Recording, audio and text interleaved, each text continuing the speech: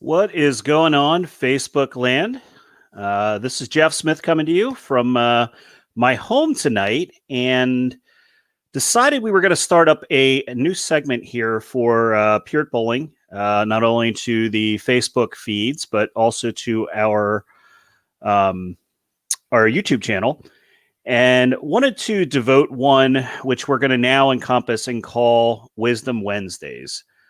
And kind of the intention behind Wisdom Wednesdays is to kind of go over some topics that I feel are critically important to players of all skill levels, and give kind of a little bit of a different forum where we can interact and you can ask questions coming across the feed, give some ideas on topics you may want to learn a little bit more about, and use it as a segment to just really chat with the general public and give insight to the best of my abilities, to help educate everybody out there and try to make everybody better versions of themselves. So when I got thinking about this segment, the first thing that really came to mind was, I recently started doing a lot more bowling myself, and I thought it'd be a really cool segment to kind of give some insight as to what I was seeing this past weekend, as I made a return to the lanes and competed in the PWBA. I wish, the PBA Players Championship in Richmond, Virginia. Um, just before I go any further, just making sure everybody out there hear me okay. Somebody give me a thumbs up out there. Sometimes it's hard when I don't have somebody else in the feed, as we're chatting back and forth. So before I get into the content, somebody give me a thumbs up that you can hear me okay. Da, da.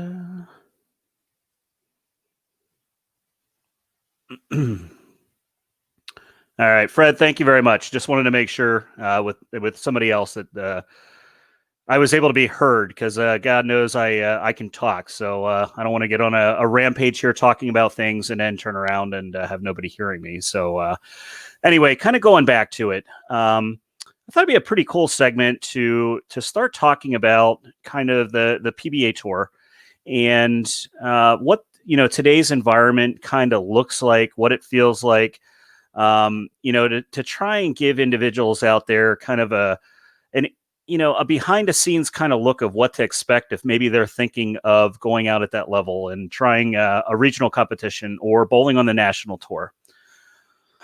So for the Players Championship, before I get into too far into that, I thought it'd be pretty cool to talk a little bit about the journey of how I decided to even kind of get back on the lanes and try to get back to a level or hit the pinnacle of what I would refer to as something that I wanted to do, which was always to win a title at the highest level. For those of you out there that don't know me very well, honestly, I've had a ton of injuries over the years. I've had numerous knee surgeries on my slide leg, namely the knee, which was total reconstruction already when I was 13 years of age, going on 14. So through the years, I've had plates, screws, pins, you name it, in that knee, which has kind of hindered through the years my ability to feel healthy at all times. Battling, getting healthy, get hurt, get healthy, get hurt. So I never truly got to fully realize what I would call being able to compete at a PBA event when I felt I was physically capable and it wasn't something that was holding me back. Okay. I also had a lot of injuries with my back, which was in result to the issues with the knee. So for anyone out there that knows all too well, trying to bowl through injury is not very easy to do. And when you try to bowl through injury while competing at the highest level, you're already behind the eight ball because everybody out there is good. Okay. Obviously there's some players that'll enter the tournament. Maybe the skill set isn't quite there for them, but for the most part, the individuals you're going to bowl in these tournaments are the cream of the crop. You're definitely going to get to see players, especially at the Players Championship, that were from the East region, and that included anybody from Eastern regionals all the way up to full-time touring pros. Your Bill O'Neills and your Kyle Troop, Parker Bone. Individuals of that magnitude that have kind of paved the way and have been individuals who are either really great and making the sport different now, or, individuals I grew up, kind of idolizing and wanted to emulate and be them and be in their shoes. So, um, over the past year, I did everything I could, even through COVID and some trying times to kind of get my body ready to the point that I felt that I could not only go out and finish a block, but I could actually compete. So, it's one thing to bowl 3 games, local tournament here or there. But, the Players Championship, 28 games in 2 days, 4 different oil patterns. And on top of that, you had your practice day and an unofficial practice session. So it is a ton of bowling in a short amount of time. So, we kind of arrived to Richmond. We got in on Thursday morning. It's only about a 3.5 hour drive for us, so not too bad. Got situated, and there was an unofficial practice session on Thursday night. And, normally I would go in there, probably throw some shots and stuff, but I kind of went in there and just wanted to watch.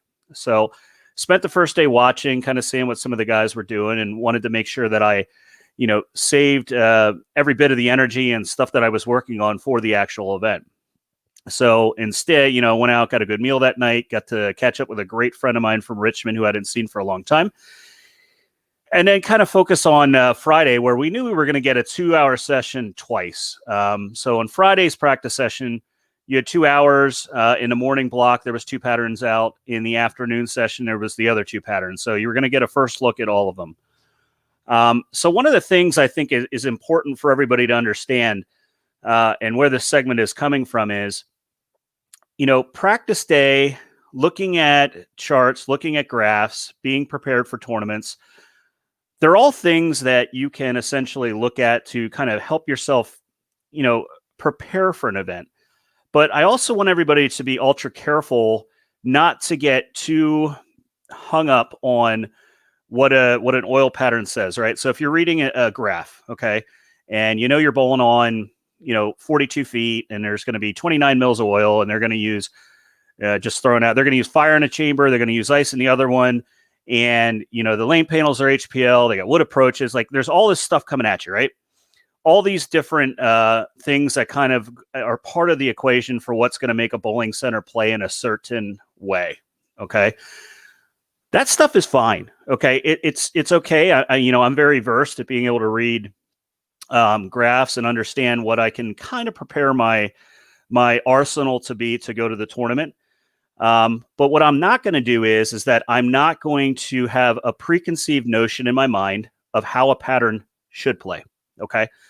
And the reason I think it's really important to say that to everybody is when you go into, whether it's a PBA event or it's a local event, the characteristics from house to house, from lane to lane, based on topography, there's so many other things that go into it that what you don't want to do is have this thought process in your mind where, okay, this pattern plays like this, and this is how I'm going to bowl. All right. That doesn't work. Okay. And the reason I say it doesn't work is if you and yourself in your mind believe that it has to play in this manner because this is how it played the last time, or this is what the graph says, and you get so hung up on that, you're going to be very hesitant to make moves or play the lane in the manner which the lane wants you to play. Okay. And what I mean by that is we need to more so listen to what our bowling ball is telling us. Okay. There's all these bowling balls out in the market. The brand that represents me and I represent, Hammer, has a ton of amazing products, not only within their brands, but the other 6 that are encompassed in the brands of Brunswick. So we have every motion you could ever dream of at your fingertips. Okay. But what I really mean by let your ball tell you what the lane wants is you need to throw shots down the lane in different portions of the lane to get a read to what the lane is actually doing. Okay. When you're in your practice session, okay, let's say you have a practice the day before, is going to be very different than maybe having 10 minutes of practice. Okay. On a practice day, I will tell you flat out, I am going to make basically almost no adjustments to the surface of my bowling balls. Okay. And here's the reason why. All right. I'm not bowling for score. Okay. And how they're playing right now is probably going to be vastly different to how they play tomorrow. Okay. So this is the difference. Okay. When you're in practice session and there's all these bowlers throwing multiple shots, okay, they're trying to get kind of a read. They're going through their bag. They're throwing in areas of the lane, trying to get a read off of things. And to be honest with you, there's very few spare balls that go down the lane. So on a practice day like that, the lanes are not going to transition the same as they're going to transition tomorrow. And they're also probably going to be a little, at most times, generally feel like they're a little softer than what they should be. And the reason being is they could say, oh, there's no such thing as, pattern memory and things like that underneath. I'm here to tell you there is. And it really comes down to, cleaning concentration, how the lanes are clean, and what's going on after the tournament. So let me give you an example at Bolero, okay, where we bowled this tournament in Richmond. We bowled a practice session, and then right after we're done, there's a full house of glow bowling entertainment, whatever you want to call it at this point. And, balls going down a lane, and, it's just kind of a free-for-all, right? When we come back in the next day, they're going to recondition those lanes again, okay? And they're going to use the pattern. And each time they lay that pattern, especially if it's a lower ratio pattern, that pattern is going to start to play flatter and flatter, okay? And meaning they might feel a little more crisp. They might feel like you have a lot less hold than you had the day before. So the reason I don't hit those bowling balls or change the surfaces or, try to get in that manner is I know going into tomorrow, the lanes are going to transition differently. They're going to play a little different on the fresh. So I need to kind of wait to make those final surface preparations the following day. Okay. Now, if you're in a local tournament and you're essentially going to go in and you get your 10 or 15 minutes of practice, by all means, you're going to hit a ball, if you choose to make an adjustment, or you're going through balls more rapidly in the bag, trying to find something that looks pretty good. But, it's a different environment from time to time. Okay. The following day, the other thing that you need to think of too is these were 7-game blocks, and depending on the amount of blocks you're going to bowl, you really need to understand the progression of your bowling bag. All right. The progression of your bowling bag is going to dictate, what am I really going to do in this pattern? When this ball starts to kind of stall out, or it's a little long, or it's kind of, being unresponsive, what is my next move going to be? These are all things you need to think of before you start bowling for score. Okay. Because you might have hit that one ball in your bag. Okay. But now I'm going to go to what my next ball is as a step down ball. And whoops, I didn't hit that ball with surface. That ball is way different. Okay. So you need to be thinking about your progressions, thinking about what the lanes are going to do down the line, because you're not bowling a sprint. Okay. You're bowling a longer block, and you need to understand when you're making those changes. So you got to be thinking ahead, one step ahead. When you start bowling for score, you also need to understand, what is the skip I'm going to do? Who am I following onto the next pair? Is it a staggered skip? Is it a non-staggered skip? Because let me tell you, the individuals who bowl in front of you, depending on how they broke down the starting pair more than anything, plays a big part. Okay. And I'll get into some specific examples of that, especially in the shark pattern, of how we made a pair really, really good and then made a move. And let's just say the second pair wasn't close. Okay. So you're in the environment, you're in this, we're talking about this. Okay. We got some surface preps going on. We know we got 4 different patterns, but what you want to extract and pull out of that is, if you have a practice day the day before, don't go crowbarring all your bowling balls. Okay. The other thing, when we say don't fall in love all the time with what the graph says or what we need to do, too often I see at tournaments before the lanes even come on for practice, it's like the plague, man. I see people out there and they're wrenching on bowling balls with Aberlon pads, right? Or if it's a urethane ball, and they could say, oh, I'm freshening up. Gang, you didn't even throw a bowling ball down the lane. What if, for whatever reason, they didn't hit the right button? Because it happens, okay? It happens when you walk into a center or you walk into a tournament and they're not even close because, whoopsie, the mechanic that ran the lanes made a mistake, okay? it can happen very quickly. So why crowbar your bowling balls and make them look like chalk before you even start? So, we see that. I saw a lot of that at Shark, right? So Shark's 48 feet in length. Okay, so 48 feet. Oh my God, I gotta make sure my bowling balls are dull. Okay, gang. Here's the deal. Okay, having a bowling ball dull is fine. Okay, but when you start charcoal on a bowling ball and a ball that is very dull sees a lane, it's trying to grip the lane as soon as it hits. Okay, it's not going to hook down lane. That's not what it's supposed to do. Okay, it's going to hook in the front part of the lane.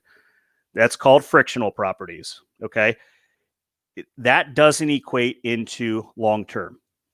Okay, so why make everything in your bag look like charcoal before you even throw it down?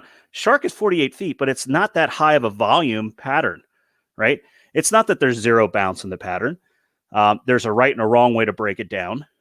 But if you do that to yourself, you can be behind the eight ball very quickly, and it doesn't matter. I saw somebody, Fredo, put up there about being versatile. If you do that to your bowling balls, I don't care how versatile you are, you're not going to bowl very well. Okay, and I'll give you some examples because I think it's important to kind of hear what the environment is out there and the do's and the don'ts, because it's not all about skill level all the time, right? There's some, the game's kind of evolving, it's changing, and I think this is a segment where I'm not going to, no questions are going to be no holds barred, right? We have got to understand what the environment is out there. That's the best way we're going to be able to prepare. All right. So we talked about the lane grass. We talked about kind of how we approach the practice session and, treat the practice sessions as getting in there and getting used to the building. Go from pair to pair, write yourself some notes, because when you're dealing with the lanes, let's say we got 40 lanes in a building or 50 or 60, depending on how big it is, you're better off practicing on, a bunch of different lanes and then giving yourself, a little journal or little notes, because when you cross a house, whether it's for this tournament or when you come back again, no matter what pattern they put down in a bowling center, you're going to find out very quickly that lane topography is going to make that lane have similar characteristics on different patterns. Okay, so if you have a lane, and just making something silly up here, like if you have a lane that feels like it's running downhill, which may make the ball feel like it's speeding up, and the ball doesn't slow down in order to actually turn the corner, it's going to play that way on pretty much any pattern you put down. That's important to journal, because if I'm going back, so let's say I go to Richmond the next time, I have notes in the pairs we bowled on. All right. I had notes because if I was going to hit that cross the following day on a different pattern, I'm going to want to know what that lane was doing and what it felt like. Even though I might be in a different zone, I might see that something similar happens and it's exposed no matter what they put down. So journaling is huge. Write notes. All right. Let's get into the tournament itself a little bit. Okay. I'm not hiding anything. I didn't have the performance that I wanted to have, but I got through 28 games. Okay. All the practice sessions. My body feels great. I could have bowled Monday night. I precaution. I got a sub just in case. My body felt great. My hand, no cuts, no nothing. I joked on, one of my posts, I thank myself for proper ball fit, because I saw a lot of posts coming out of some of this stuff with people with mangled hands because of 28 games.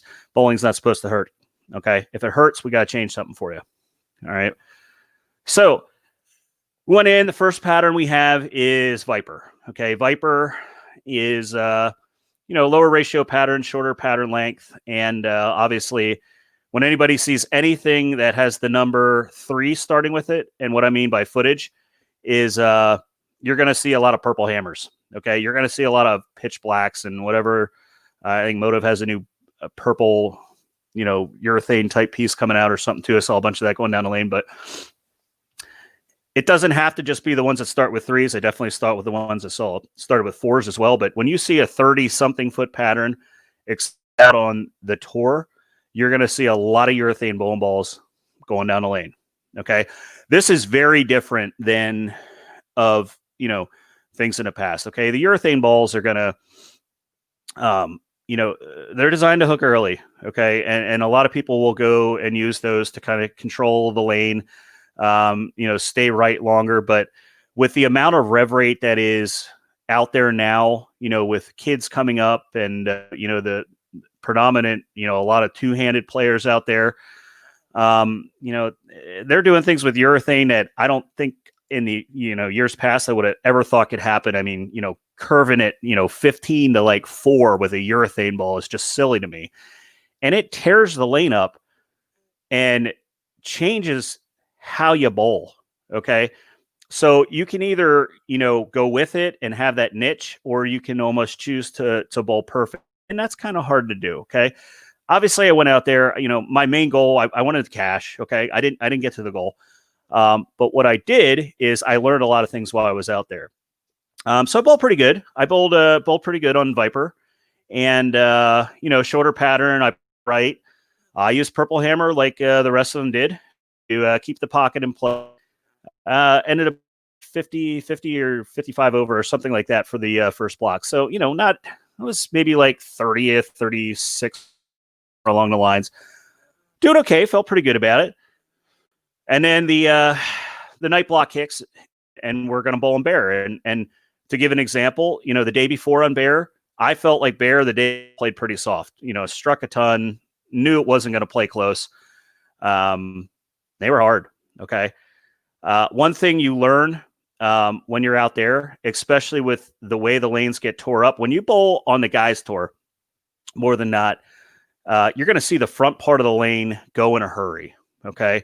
You're going to see people get left quickly, and a lot of patterns turn into left gutter. And it happens very, very quickly. But again, on the bear pattern, 39 feet, a lot of purple hammers. Saw a lot of purple hammers on chameleon. Heck, I saw purple hammers go down the lane on shark. It's just different. It's different than the way that they tear the lane up. But what happens is when the front of the lane goes, okay, our moves back home when we're bowling league are generally as the lane starts to feel like it's hooking, if you will. Okay, there's a lot of down lane motion. We just start moving left and we give it away a little more. And still, the concentration of oil in the front part of the lane is so much more in your house settings. Okay, so the ball itself feeds down the lane pretty easily. It still gets through the front. Way different when you're out there in tour and you're bowling and the oil is being picked up off the front part of the lane. What it really does is makes down lane feel tighter. Okay. So, because what's happening is the bowling ball, as it's going through the front of the lane, is burning off a lot of energy because it's trying to read it. So when it sees the back end of the pattern, it feels tighter and the balls want to wiggle out of it because the balls are already trying to go through the phases. Remember, a ball has to skid, it's got to hook, and it's got to roll. So if I'm throwing it and it's trying to jump out of that skid phase early because the lane is tore up in the front, do you think it's going to roll forward very well? No, it's not. And this is where it exposed me personally a little bit. Okay. So when you bowl a tournament and you're trying to compete with the best to do it, you also need to be able to, have, self-assessment of yourself and understand the things that you could do different. Okay. So bear and chameleon is what kind of put me behind the 8-ball. And the one thing is my tilt isn't overly high. Okay. It's around 13 degrees. Okay. So it's kind of middle of the range. My rev rate, a little over 450. I'm not, I can get it up there a little bit harder if I really try to get on it, but I'm not getting any younger either, gang. I'm 42. I'm going to be 43 this year. So, it's a little harder as you age. Well, when you think about tilt, okay, and when I'm talking about tilt, the relationship to how your hand is going to, under the ball, how it's going to tip underneath, right? No tilt, kind of straight up the back. And as your wrist rolls, okay, and your thumb goes away, all right, or forward, your tilt's going to increase, all right? When you have more tilt, all right, and you throw it into a dry portion of the lane, your ball is going to try to read the front part of the lane more. So when I got left, okay, what I was seeing is that when I had a natural release, all right, if I missed the slightest bit left, my bowling ball read the lane really hard and really quickly. Okay. It wanted to kick left instantaneously. It felt like I couldn't get it to the spot I was trying to roll it to down lane. Now, when that happened, your natural tendency is whether you get amped up or you kind of move left a little bit and give it away a little more. Well, when you do that and you get it to that spot and you kind of try to almost jam it through the spot there, then your bowling ball feels like it's going 60 feet. It doesn't read anything, right? So it shoots right through the break point and makes you feel like you're crossed up, right? It's like, okay, I have no left and I have no right. The best way I like to explain it is when you're bowling on environments like that, back home, the friction is to my right. When you're out bowling on that stuff, it feels like all the friction is to your left and the hang is to your right. The old timers will say, "Oh, it's a reverse block." Well, call it whatever you want. Whatever, what's really happening there is the front part of the lane is hooking and it makes it feel tighter down lane. So what do I pull out of that, right? I pull out of that in order for me to excel on those patterns, and a lot of them were like 39 to 41, the ones that are struggling a little bit, is I really got to be better at being able to decrease my tilt a little bit, a little more, forward out of my hand through the front. And I was doing it, and I made some good shots doing it. But guess what? I wasn't sharp enough, okay, to repeat it all the time. And that's where you're going to get your butt kicked by the guys that are really good at doing it out on tour. All right. They're going to expose you because they've seen it. Okay. They do this more often. They're a little more prone to it. They understand the progressions even a little better than I do, even though, I worked in the industry and did things like that. The guys tour versus the girls tour, it's completely different. Okay. It's just different how the lanes kind of, how they blow up, how they break down. It's a completely different environment. But what do you take out of it is I didn't hang my head. Okay. My head never went down once because I enjoyed every single minute of it because I was still learning. Okay. I may be 42. I may feel I know a lot about the game, but I learned the things that I need to extract and bring back personally. Okay. So when you're listening to me talk about myself, what I want you to pull out of that is when you're bowling, whether it is in league, tournament play here, maybe you're going to go bowl regional or something, you need to be honest with yourself. Okay. You need to be honest with what you're good at and what you're not good at. And what you're not good at is what you need to be doing when you're home. You need to be practicing those things. Okay. Too often I see individuals, they will go out and practice. Yeah, I practiced a couple games today. They put up a video on Facebook and all I see is them striking. What'd you learn? Okay. What did you really learn if you went into a practice session and you just bowled the strike, right? You can't do that. I don't care if you miss the head pin the entire time you're in a practice session because you're trying to work on maybe rolling it forward and sliding way left of your comfort zone, okay, or way right, doesn't matter. The pins are irrelevant, okay? You can, no matter what pattern is down the lane, you can train yourself to do what you need to do in order to be better, okay? And if you don't practice those weaknesses, you are going to be complacent and you're probably going to get your butt kicked, all right? Spare shooting. I worked my butt off spare shooting up until we left, and it still left me down a little bit in two of the blocks. I mean, I struggled quite a bit, and I'm an advocate for a spare ball, especially when you're going to bowl on multiple patterns. I know a lot of people they ask me all the time, why don't you just use a urethane ball? Well, you're using a urethane ball to shoot spares to me doesn't really seem like anything I'd ever want to do because it's designed to hook early. And it's if you're trying to go cross lane with something that's hooking early and the middle part of the lane is hooking, that's not going to work out very well. Like, are there guys that do it great? Yeah, sure they do. But plastic ball, no core, figure your angles out. Okay, my spare shooting wasn't great. If I cover most of the spares I'm shooting at, I'm probably even for the entire tournament. Okay, so again, you have to have self-reflection for yourself to understand how you're going to be better the next time you go out and do it. Out on tour, there's no hiding it. Okay. And I'm going to be the first to tell you right here. Okay. I am not against two-handed bowling. Okay. I'm not against it. Okay. Am I going to bowl with two hands? Nope. I'm not going to do it. Do I wish that more of the youth were getting into the sport and only using one hand and learning the traditional way? Yes, I do. Okay. But I also teach it. Okay. So just throwing this all out here, I teach it.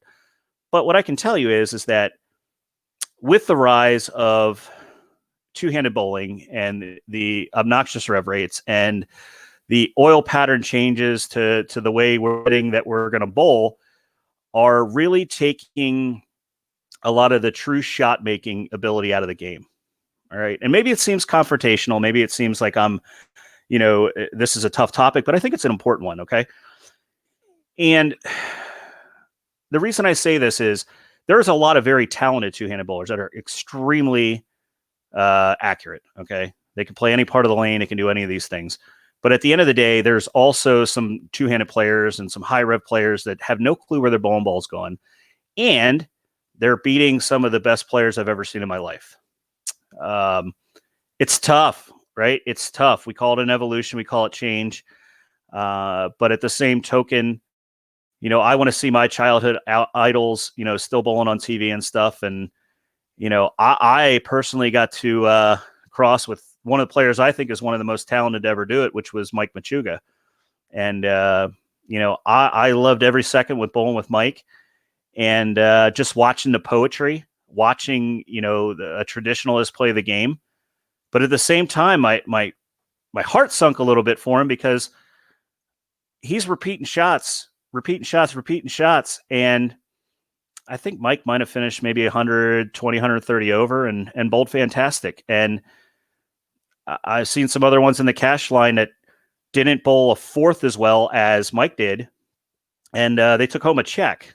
I saw some players beat Parker Bone by 400 pins. It doesn't make any sense.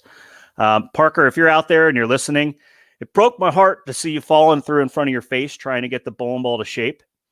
But what I will say for Parker is Parker was trying to adapt to what he thought was going to equate into striking more. All right. It was weird seeing him do it, putting the follow through in front of the face and trying to get it to go through the pins better. And, he doesn't have the rev rate. But again, where I'm going with that is it's getting harder and harder out there for the true shot makers. Power kind of rules the roost. And, it's tough. But I am monitoring these comments as they're coming through. I promise I'm not ignoring anybody. I'll probably touch on some of them as they come through. But, thought it was kind of something to kind of think about. I mean, if you're going to go out and you're going to bowl at that level, make sure you can bang on it. Okay. And I'm not trying to get attendance down in any tournament. But rev rate is really key right now. There's some lower rev rate players that are exceptional. Francois Lava bowled almost like 1,000 over in the other region. Frankie doesn't, he's just a very talented player, but he could tip it and get it through the pins the right way, and his ball roll matches up. But it's just it's a different time and place than, kind of what I remember when I tried to do it years ago. All right. Is it going to stop me from continuing to compete? Absolutely not. I can't wait to get back on the lanes. I'm already entered into the USBC Masters. I don't think there's any chance that I'll get into the World Series of Bowling, which was announced. It's only going to be 92 players. And obviously it should be an invite first based on where you're at in points and titles and things along those lines. But it's a changing game of evolution. And what I want you to grasp out of that is that no matter what it is and no matter what sport it is, we have to be willing to evolve with it. Sometimes it's not the easiest pill to swallow. Sometimes it's not the easiest thing to know that you're very good at something and you're going to have to adapt and change again. But, I'm up for the challenge. I'm going to do it. I'm going to continue to be better at it. And if you're going to prepare to do that, just make sure you're ready for it. Okay. Because what you learned at home and on house shots and some of these other patterns It's not the same when you go out and you bowl on the national tour. All right. Everybody's great. Everybody's going to tear the lane apart, and your progressions and your moves are going to be way different. So go out with expectations for yourself, but make sure you learn from it too. Okay. But take some of the tips that I told you to help you while you're there, during those practice sessions, things along those lines, and taking notes and just getting better. Because I guarantee you that goes a long way to understanding how it's going to go the next time out on the lanes. All right.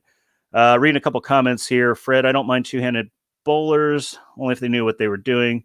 But if you're two-handed and don't know what you're doing, just stop.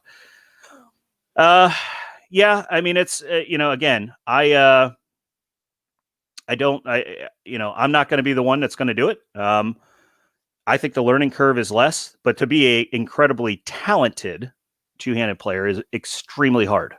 Okay. And by talented, I'm talking about Kyle Troop. I'm talking about Jason Belmonte. I'm talking about Anthony Simonson. And I'm not discounting, I'm not leaving any specific two-handers out. I'm just saying those are extremely talented bowlers. Okay. They're bowlers. And I'll talk, I know Kyle personally. Kyle's a great guy. Okay. And Kyle used to be one of the players where he was a two-handed player, but he was a lot straighter.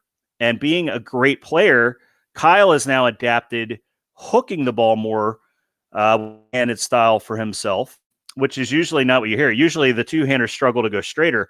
Kyle just didn't hook it that much back in the day. But now that he is one dangerous, versatile player. Same thing with Simonson, right? And heck, Simonson can do it on both sides of the lanes. How scary is that? All right. I'm not going to be able to do that with my thumb in the ball, but it is what it is. And I think it's incredibly important to realize who the good ones are, and who are the ones that probably did it because maybe they weren't the greatest one-handed players, or they didn't want to work quite as hard for the learning curve. Because I think you can be a better player quicker two-handed, because you can create some more angles. You're going to create some more carry percentage. You're going to increase. It's easier to increase rev rate, things along those lines. But again, to each his own. However you want to do it. I'm not here to play one side of the fence or not. What I'm saying is with that type of game, with the strength of the bowling balls, with the thickness of the oils and what we call like the speed bump out there, and what they're deciding we want to bowl on out there, it's changing the way we attack the game, because your moves are not the same. All right. You can't move the same way out there as you move when you're back home. It just doesn't work that way. And you got to be ready for it. And by all means, you do have to be versatile. You got to be able to do a little bit of everything. All right. I'm very comfortable being in the left gutter. I can throw it up over the left gutter, but I'm not very good at throwing it up over the left gutter with it going straight forward or, down the lane 20 feet. I'm not getting any younger, so it's tough. Bowling isn't fair, fun game. People need to know it's not as easy as it looks. Correct. One needs to understand that know how good or as you bowl out there, you always learn something, right? And put that up there. Okay, so she's on the feed here. She's thick-skinned, right? Carrie's out in Texas right now. She had a rough block today. Rough block this morning. She saw something pretty similar to what I almost talked about. She's actually on a squad, and it sounds odd for the females who, there's a lot of females coming up through the ranks that have, pretty high rev rate. She was on a squad, which I think had a lot higher rev rate, and lanes broke down a little differently, forced them left quickly. And, Carrie doesn't have, a ton of hand. She did the best she could to kind of get in there and carry and catch up, but wasn't her best day. But after a quick conversation, she's going to go out, she's going to learn, she's going to watch some recaps of what she did, which is just an awesome ability we have nowadays, where a lot of times we can go back and watch with our own eyes how we executed. Where, when I was growing up, we didn't have that, right? Maybe really late we had some video recorders, but even then you had to take it home and put the cassette in, and, not different. Right now we can do it on a camera phone and, hey, take a look at this. And I can send it off to somebody in, my buddy Brian in Illinois and say, hey, what do you think? today's day and age is way different, but what you extract out of it and what you pull out of it and what you learn from is going to make you a better player. Mark Walters, pin up versus pin down with a question mark. Not really sure exactly what you're asking. I mean, you're saying, was it prevalent out on tour, or maybe give me a little insight more as to what your question is going with. Marquise, hope you're doing well, my friend. I would love to start practicing on sport shots, but I want to learn the correct way. Nice jersey. Yeah, this is a pretty awesome Coolwick jersey. New, obviously one of my sponsors. Couldn't be more excited this year to be wearing the Coolwick brand of apparel, and there's going to be a lot of really cool stuff coming out. And stay tuned even on my own channels for some giveaways and all kinds of stuff. It's going to be pretty wild. The difference between pin up and pin down. Okay, Mark. So you're asking just a technical question. More often than not, okay, so pin up and pin down, I think, has been one of the biggest misconceptions in bowling for a long period of time. Okay, so let me answer it this way. A lot of times I would hear, in the shop environment, I'm going to drill it pin down because I want it to hook earlier. I want it to see the pattern earlier. And it makes me giggle because if you're going pin down, essentially what you're doing, if you think about your pin, okay, the pin is the top of your core. And if you go pin down, what am I doing? If that pin goes underneath my fingers, right, and I'm going down, I'm literally doing what? I'm laying the core on its side, right?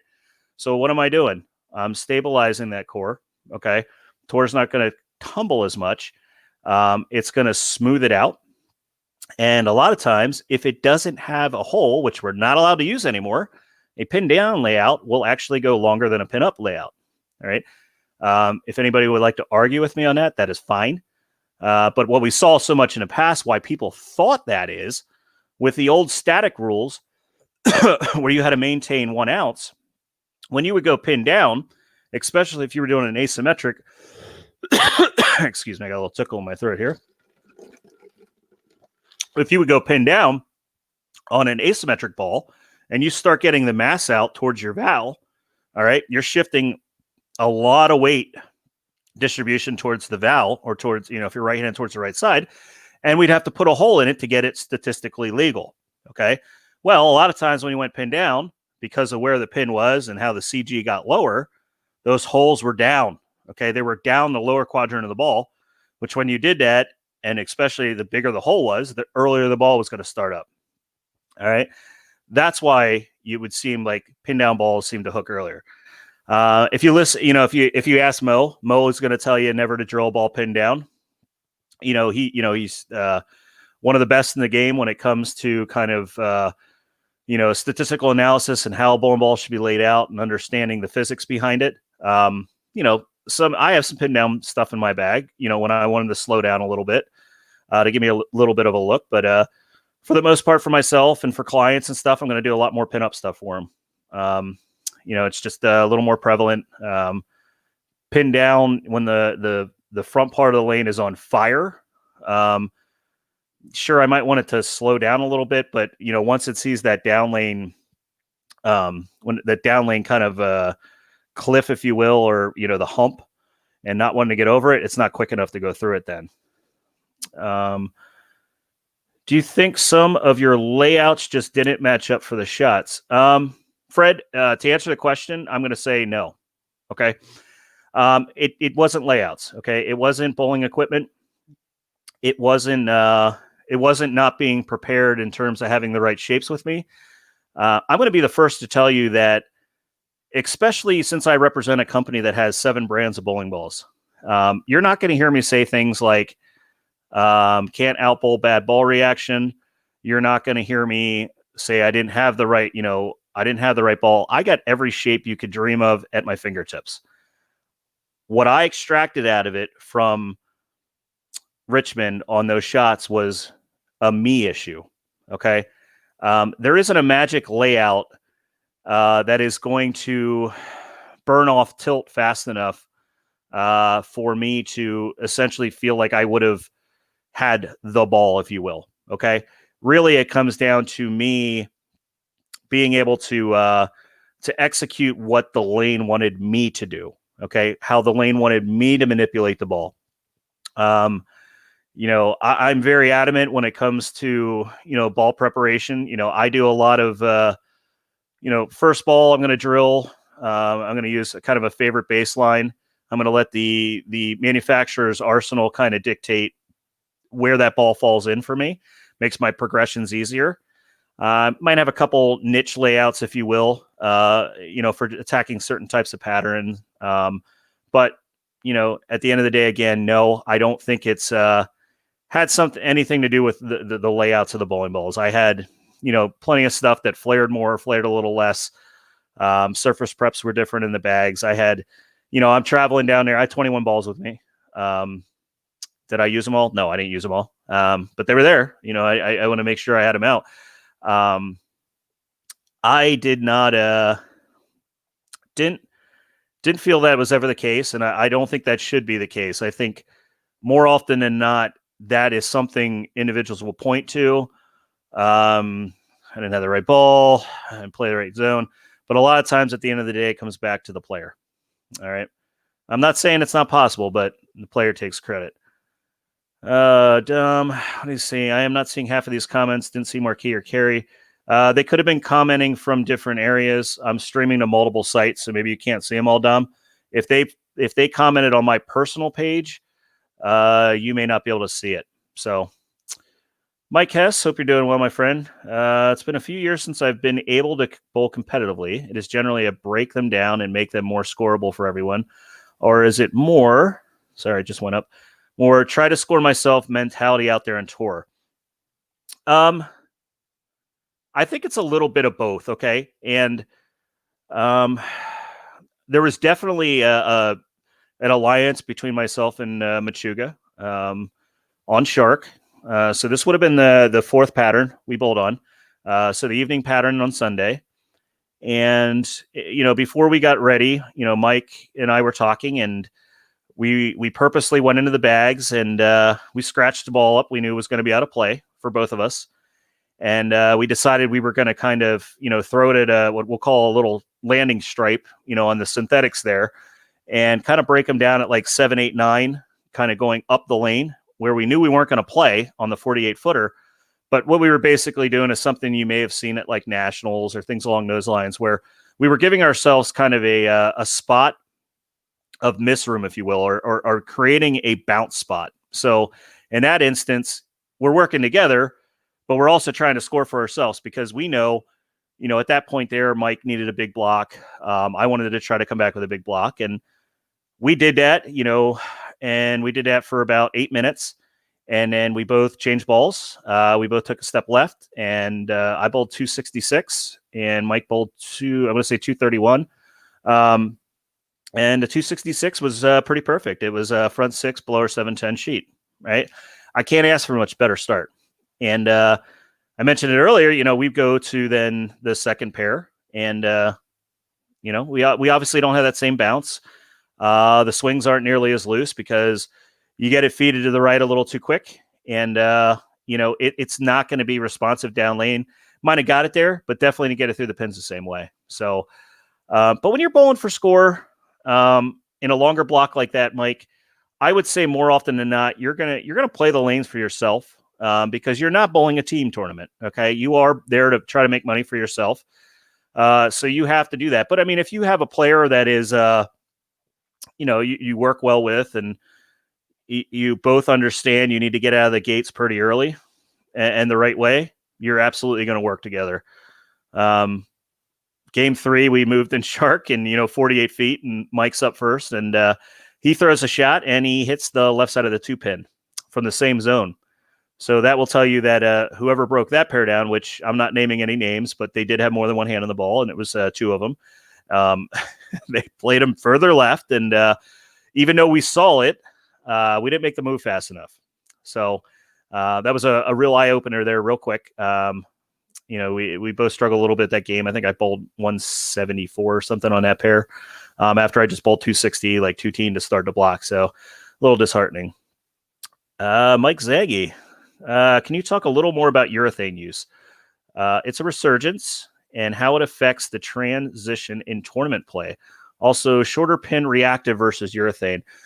Good questions there, Mike. One of our been up. Mike was actually covering my shop, so thank you, Mike. He covered my shop so I could go down and bowl in Richmond, get away, and have somebody back there I trusted to hold down the fort. But what Mike's kind of asking, how the urethane, what it affects the transition in tournament play, and it's a good question because what it really does is you got to remember the difference between the two. Okay, so a urethane covered bowling ball. The way a urethane bowling ball is designed is that it does not soak in oil into the cover. Okay, so when you throw a urethane bowling ball, it's like for many of us, it's like our childhood where all the oil that you see is essentially on the ball.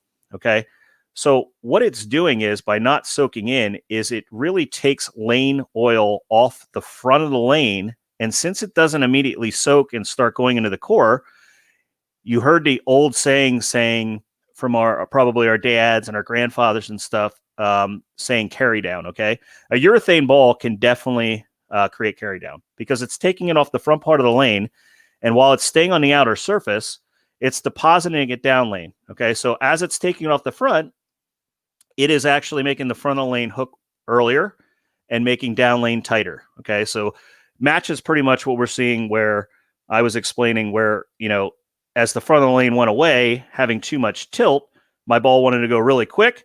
And then if I tried to give it away, my ball didn't want to see the pattern. Okay, that happens from urethane. Now, the difference between that and with a reactive ball, okay, sure, when your bowling ball, your reactive ball comes back, it has some oil on it, right? It has flare. You can see that.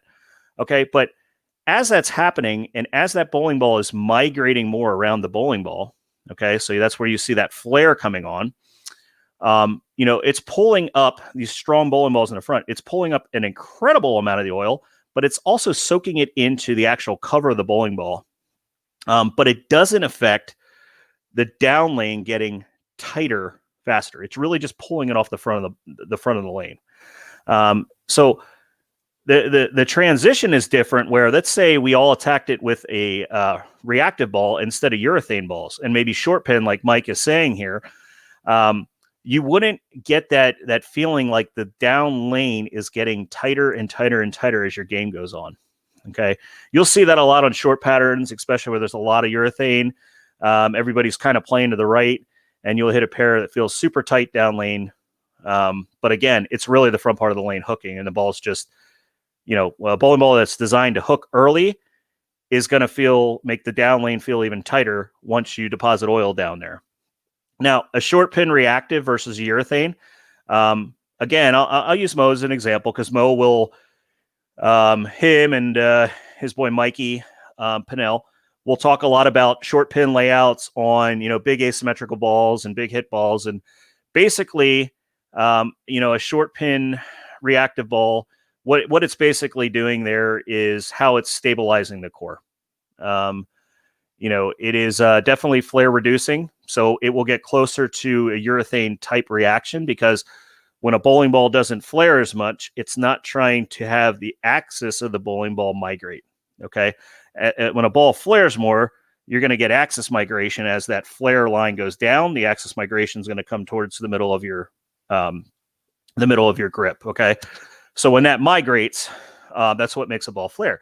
So if you go with a short pin or a low flare drilling, like Mike's referring to, a lot of times you're going to get that type of motion, and you're not going to affect the down lane motion as much in the lane. All right. And, I'm going to go out and tell you, I have a little bit of both. I had a 2-inch, about a 1 3/4 or 2-inch. I think it was 2-inch Zenith, Brunswick Zenith with me. And I used that on some of the shorter patterns for a bit. So a really, really big asymmetrical bowling ball with a short pin. And it kind of gets that bowling ball to freeze, but it definitely doesn't make the down lane feel tight like you will with a urethane ball as you're throwing and throwing. And it does tend to go through the pins better because, why? Because that bowling ball is more through the pins than the traditional urethane. Not saying a purple hammer, you can't get it going through there. God knows we've seen plenty of guys that can curve the whole lane with it. But it's just different. And for every player, it's different. So I would say, If you're not from my area, work with your local pro shop and, maybe try out something with a short pin. I don't think you need to go as far as doing a pin on your axis or anything right off the bat. But I think it's something that every player could benefit from understanding what's the best play for them. Because if you're not used to throwing urethane, it's different. I grew up on it, so I get it. I understand what it's supposed to do. Time and a place for it, and yeah, I mean, good question there, Mike. I think it's a good one to continue to educate and get people to understand the nuances and the difference between the two. What else we got out there, man? I've been talking for 55 minutes already, and I really do. I enjoy answering the questions, and as you're putting comments in here, keep in mind too, if there's anything that you'd really want me to review for, maybe a whole segment, no problem with that. We could devote one to lane play or understanding arsenals and things like that. Bernie Hayes, for sports shop play, how should a player build their bag shape-wise? Another good question, Bernie. And, I think it's different for each player. Okay. I don't really have what I refer to as a tournament bag and a league bag or things like that. I mean, obviously, I bowl in York County, kind of high friction building, a lot of hook. So I definitely will use bowling balls that are, a little slower, and try to control the lane a little bit. I'm not going to be using, big, hook monsters or anything like that, or super whippy pieces. But my regular bag, whether it's going to league or going to tour or going out on, to bowl a national regional stop are pretty similar. The only thing I would say is the amount of oil and where the oil is applied and how the lanes are broken down on tour. I do tend to have a couple balls in my bag with slightly stronger pin to PAP drillings. And essentially what I'm doing with that is I'm just increasing the flare potential a little bit. And the reason I'm doing that is just in case, I need something, where it is a little tighter down lane. I want the bowling ball to flare a little bit more, read the lane a little harder. Whereas, back home, I'm going to use some flare reducing stuff quite a bit. It just matches up to me, my game, but every individual is different. And I think it's pretty much understanding, your bag and how it fits and what you want to see shape wise. But, building your bag, the other way I'd say that is I really always like to kind of feel like you have two bags, like you have the asymmetrics and you have the symmetrics, and then understand when it's time to go from one bag to the other. And what I mean is usually when you're in asymmetric pieces and you're going through progressions, once you get into symmetrics, you're probably not going to jump back into the other bag. So I like to lay them out where, I kind of got my asymmetric arsenal and my symmetric arsenal. And then that way I know once I go from one bag to the other, it can be multiple bags, but you get my point. I'm usually not going to cross back into the other, because at that point, that motion and how, an asym reads a lane versus a symmetric reads a lane is already surpassed that. Got a couple coming through here real quick, so I'll keep on going as long as you guys are asking questions. Mark Walters, shot my short pin, got me my first 800. Yes, it did. Mark, my favorite garden gnome, and he doesn't troll quite as much as Brad does, but I did see Bradley was on earlier.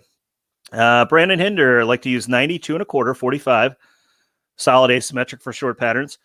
And, Brandon's using that 90 kind of projection, 45, kind of middle of the range, a little slower in the back end of the pattern, and that 2 1/4 to stabilize that core, get that thing to, flare a lot less.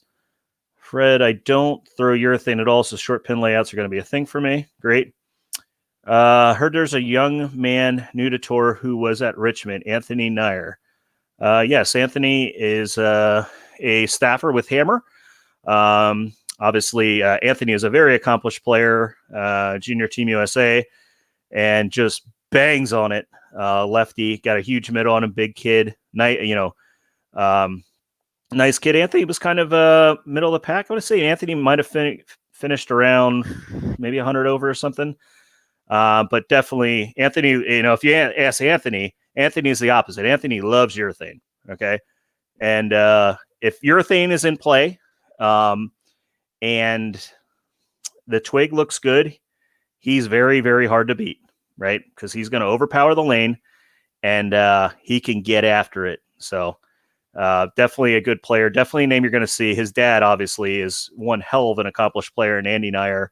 I think Andy, and I could be wrong, I think Andy might be number one in 300s or 800s, one or the other. I know it went back and forth between him and Jim Hosier out of New York, but obviously his father's very accomplished, and I'm not sure if they get on here, but his sister and Brandon Runk just got engaged. I saw on Facebook earlier. So if you guys catch the program, congratulations to both of you. To additional young individuals to watch your names for. Brandon, another lefty, and Alexis, right-handed player that came out of Dell State. So very accomplished. Ryan Snyder, what decides the move you make? Whether speed, release, moving, how do you decide which to do? And Ryan, that's a loaded question. It's a good one. It's a loaded one. And you know what? If there was one specific way to follow at all times, this game would be a lot easier, right? I think it really comes down to the player, okay? Obviously you're going to have players that are rev dominant or speed dominant, and you're going to have others who, might be really matched. So it's going to be a little different. So how I like to look at it is looking at a lane, front to back, okay? And it's a tough one, and maybe when you get into lane play strategy, and I think one of the best ways to explain that I've seen, again, I'll use was my good buddy Brian O'Keefe. He did one on his backstage program, and I thought it was a pretty amazing way to look at it. So when you look at a bowling lane and you hear somebody say, you should look at a lane front to back, okay, and not left to right. And to understand what your moves are and what your bowling ball should do, because you're thinking front to back movements is going to be where I want the bowling ball to shape, slow down, speed up where it needs to go. So what he had individuals do, and I'm kind of looking around here to see if I have something. I'm just going to grab something from the floor. So what he did was, he took a piece of paper. Okay, this one's kind of mangled, but he took a standard piece of paper and he said, okay, if you were to try to make a bowling lane, okay? And I gave you this piece of paper, and you're going to make a bowling lane. I want you to fold it up to basically make a bowling lane as close to scale as you think it would be, right? So a scaled down version of what it would look like, okay? And I'm going to go through this very quickly, but let's say, I had you all in there and you're all folding a piece of paper, right? So maybe you're grabbing one now, maybe you're doing the things. And we're going to land, and a bunch of us are going to fold it. And we're going to say, okay, ratio wise here, this is what it looks like. Okay. And we'd all hold it up and we'd see it in a different manner, but until it's all said and done, I folded this one to scale. Okay. So again, I'm stealing this from Brian because I thought it was so good, and, another great coach in the game. But when you see this, okay, and you think of this a bowling lane, and you think of a front to back movement, right? Think about how much sense this makes. Is it easier to look, when I'm looking at a lane, this is a lot narrower from side to side than it is front to back. So which one do you think is more crucial to understand? Where your bowling ball is going through it. Front to back, right? A lot more variables here than there is here. Okay. Big difference. Kind of something cool to think about, when you're going through. So, Ryan, kind of to answer your question there, when I decide to make my moves, I'm going to make my move or my decision based off of what my bowling ball is telling me. And I kind of go back to that because my bowling ball is going to tell me if I need to be throwing something, maybe that's a little sooner, maybe it's a little longer, or the fact that I need to make a move left or right, or maybe my speed just needs to be a little firm if I want to stay in that zone. So it can vary. But again, when you're thinking about those moves or the things you want to do, think about that image I just showed you with a lane, how to look at it. Okay, it's different. Dom, you mentioned a couple times how the moves are different on tour versus during league. Can you give an example? Sorry, I know it's a little vague. Sure. Okay, so all right, so let's say in league. Okay, so again, let me get this back right. So in league, when we're on our bowling lane, right? When you look at a standard league night, right? Your concentration of oil is here, right in the middle, right? That's where the most is going to be on any given house shot. Okay. So as I move left, okay, and I'm trying to go, the ball easily feeds through the middle part of the lane because there's oil there to make it do it on its own. So a person like me, where I was saying like my tilt was getting me in trouble out there as the front's hooked. That tilt is kind of combated in a league environment by how much oil is in the middle part of the lane in the front. Okay, so that bowling ball gets down lane and it actually holds on and retains axis. It retains tilt a little bit longer and retains axis rotation. So it changes. So the ball pushes way easier on your league pattern. Okay, so when I make a move on league, generally I'm just making a move left and I'm basically getting the bowling ball into the oil line in the front of the lane more, and it feeds down to the dryer, as we refer to it, as the dirt, to get the bowling ball to bang off of it, right? Those moves don't work out there, okay? Because when you move left, okay, you're generally moving into the flatter portion of the lane. There's no shape there, right? The oil's flat across, right? So if I miss left, the bowling ball is going to go left. If I miss right, the bowling ball is going to go right. There's not shape there to help it, and it's not blended. You could create hold with angle, all right, but your moves out there are way different because you can't just make these small little parallel moves or just open up that front angle and it's a two-board move and you're back in the hole again. A lot of times you're changing zones, you're changing bowling balls, and the reason you're changing bowling balls is because you're searching for a bowling ball that's not going to read the front part of the lane as much. Hopefully that was a little more there for you, Dom. Eric, any pearls in your bag, or do you typically stick with solid ASIMs and SIM? I definitely have pearls in the bag. Eric, I definitely, I will tell you that when it comes to pearls and anything in my bag, you're going to very seldom see anything in my bag that has any type of compound or polish on it. Even the pearls are going to get hit with a pad just because projection wise, especially when you get out into tour. And I know it seems like, okay, well, why don't you throw a pearl? Because the front part of the lane was hooking. Okay. All a pearl is going to do is stand up even harder on it when a pearl sees friction, right? You think about a pearl for retention. That pearl may feel like it's going to go through it a little more, but when it sees that flat portion of the lane, that bowling ball is gone. It's gone, right? Same thing when you try to throw a pearl, or you try to throw something shiny on short, not the right idea. Okay.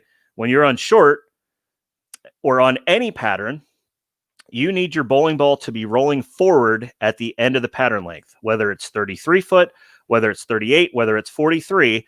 If your bowling ball is still in the hook phase after the end of the pattern, you are not going to bowl good because one of them is going to go 60 feet and the other one is going to go at your feet. And when you miss left, it's gone. Okay. You need that bowling ball to be rolling forward. So a lot of times on short, there's short pins with a ton of surface, urethane balls. The reason they're using that is because you're playing the front part of the lane and trying to get that ball to roll forward at the end of the pattern. Andy has 800s. Mike Hess, thanks for your knowledge and for the work you do to promote and grow the sport. It's appreciated. Absolutely, Mike. Love doing it. I wouldn't be on here doing these feeds and talking for hours at a time if it wasn't something I didn't enjoy as well. So, I mean, I think it's important for us to learn together. Obviously, this is a game we all love, and we just want everybody to be, a little more educated and give you kind of a way to maybe attack next time you go out to one of these things. Let's see. Colin Fraunfelder, even though it might not affect you personally, but is there a different atmosphere in the bowling center on the tour than a normal local tournament like Conversation Egos, etc.? Just going off this past weekend, I'll tell you, it was a pretty enjoyable cross for me. Pretty laid back, even though, my left, I had Brad Angelo, just another amazing player that's won, on tour. I had Machuga on my pair. Gary Faulkner, the lefty from Tennessee. Quiet guy, but good conversations there. Guys, for the most part, you're not going to be quite as social out there. Some guys are. Some guys are really into what they're doing. They like to bowl. They don't like the distractions. I think you'll see a lot less people on their phones and stuff like that out on that level, because let's face it, at the end of the day, especially that tournament, they're trying to advance to Florida to try to go after $250,000. I mean, that's, it may not be a ton of money, but it's life-changing money, right? It's money that's going to change and feel a little more loose, right? It's awesome, right? If you are an individual, what I would say out there, especially if you're in that environment, the best thing I can tell you is to be ready to bowl. All right. Understand your surroundings, make sure you're ready to go when it's your turn. Understand how the jump rule, the double jump or it's really easy, right? If I'm looking at you, it probably means it's your turn. It's not hard to follow, but it's a little intimidating for people at first, but it's really, really simple to do. But the guys out there, for the most part, are really humble. They're down to earth. They're just like you and I. I'll be honest with you. I prefer bowling out there because I'll tell you, at some local tournaments, I feel some people are, and I don't know why. I don't know why it's that way. I think some people don't talk to individuals for whatever reason. They don't like each other. I don't know what it is. I just try to go out and, be an ambassador of the game. I get along with anybody. I'll keep to myself. If my pair seems to be keeping to themselves, and if there's somebody, that wants to be a little social, wants to talk, we're gonna talk a little bit. What's up, Beans? It has been a long time, my brother. Craig Schneider, I haven't seen you forever either. I think he moved at this point, but did you notice anything on the left side? Looked like they did well in the South region. Craig, I know you're a left-hander, and this may be a shocker, but the left has been really freaking good for a pretty long time. But I will say a little less prevalent at this particular event. But, heck, I saw some of the lefties were able to play out on the 48-footer. So, it is what it is. But let's see here. Chad Eckenroth, what's up, my friend? Love having you on the program. Glad you guys are sticking with me even after I've been talking for an hour and 12 minutes, which is still fun. Let's see. Beans is throwing some stuff down here. If you're knowledgeable, the pros will treat you with respect. Absolutely. Had some great conversations with Chugs. Talked a lot of shop with him. Same thing with Brad. Just had a good time. It's a level of respect out there. Obviously, when I look at those two players, those are two guys that I looked up to. I still look up to them. They're amazing players. They're fun to watch. I learned from watching them, and they were both great professionals, but again, down to earth guys. Don't like starstruck. That's definitely true. Just because Pete Weber's bowling, 2 pairs down for you, don't look at him and try to give him lane courtesy, because he's probably going to bite your face off. Like, go when it's your turn. Okay. Don't get starstruck. It's a good one. Fred, that's what I miss about being out there. You can learn so much by watching and talking and pick their brain for some knowledge. Yeah. Just, try to do your best not to do it while they're bowling, but absolutely afterwards, man, we're all out there. We're all bowlers. We're all, we wake up in the morning, we eat food, we put our pants on, we get hopefully get showered before the pants, but we're all, down to earth people. Maybe they're not doing a program like I'm doing right here, but they're knowledgeable. And if you go about it the right way, they're willing to share some experiences with you. And what I would recommend if you're going to bowl at that level is try to ask your questions up front. Like, if something is you're a little unsure of before you're bowling for score, that would be a good time to ask somebody on your pair and just kind of review it with you, because we'd much rather do it then than try to do it while we're competing and trying to make the best shots we possibly can. But working on getting back out there in Texas now. All right. Sure. The weather in Texas is a little better. My significant other is down there on our anniversary, I may add. I was very proud of myself. I remembered that this morning before Facebook told me. And so I feel like I got points for that this morning. But anyway, gang, I think the comments are starting to finally dwindle down. And after an hour and kind of 15 minutes of kind of chatting, giving kind of the experience of what the players was like, and giving you kind of a sneak peek to how some of the Wisdom Wednesdays are going to kind of go. I think they're going to be fun, and I think if you have something you'd really like to talk about, okay, or you'd really like for me to review and dig into even more detail. It'd be a good time to send me a message. Send it to the shop, send it to my, my personal page, whatever you want. And I think it would be a great thing for me to kind of know what everybody really wants to talk about and get a little more educated on. And then we'll focus the session around it. And we'll have a little fun with it.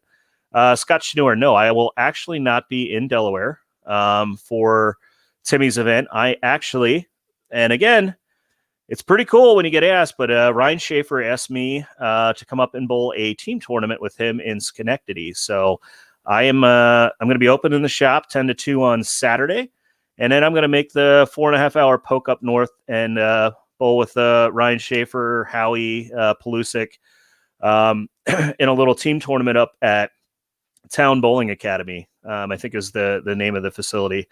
And looking forward to that, man. It's pretty cool. And again, one of my, childhood idols, somebody I really look up to, and it's been just an amazing person to me since I tried to bowl on tour years ago. He was just awesome. So it's pretty cool. What are you throwing tomorrow? Chad, I'm actually not throwing anything tomorrow.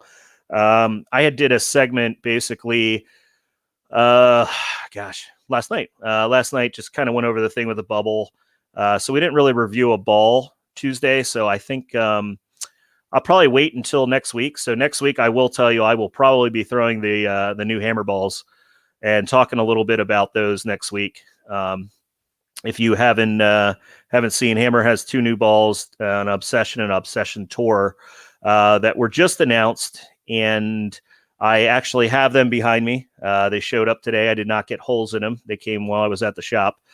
And I'm going to get some holes in those. And Scott, since you're on here, I will gladly probably be throwing those on Friday night in your joint. Throwing them on the wood to see what they look like, and probably do a review of them next week.